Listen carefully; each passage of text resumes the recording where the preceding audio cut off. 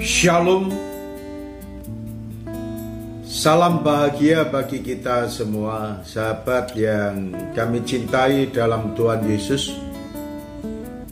Firman Tuhan pada saat ini mengajarkan kepada kita supaya saudara dan saya tetap bertekun dalam membaca kitab suci.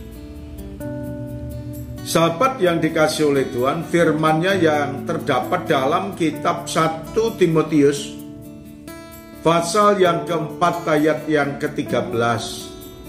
Firman Tuhan berkata kepada kita, "Sementara itu, sampai aku datang, bertekunlah dalam membaca kitab suci, dalam membangun dan dalam mengajar."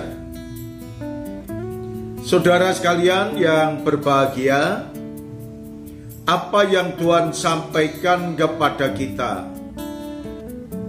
supaya saudara dan saya tekun untuk membaca kitab suci. Karena kitab suci itu adalah kebenaran firman Allah yang dikatakan dalam kitab 2 Timotius pasal yang ketiga ayat yang ke-16 berkata kepada kita, segala tulisan yang diilhamkan Allah memang bermanfaat untuk mengajar, untuk menyatakan kesalahan, untuk memperbaiki kelakuan, dan untuk mendidik orang dalam kebenaran. Dari kebenaran firman ini ada unsur-unsur yang mengajarkan kepada kita. Kitab suci firman Allah mengajarkan kepada saudara dan saya keterkaitan dengan ajaran Tuhan yang mengajarkan hidup benar di hadapan Allah. Tidak diperkenankan hidup menyimpang dari ketetapan-ketetapan Allah, melainkan saudara dan saya harus hidup benar di hadapan Allah. Melalui kebenaran firman yang kita pelajari, saudara dan saya akan mengerti. Kemudian firman Allah itu, kitab suci itu juga menyatakan kesalahan yang ada dalam kehidupan kita.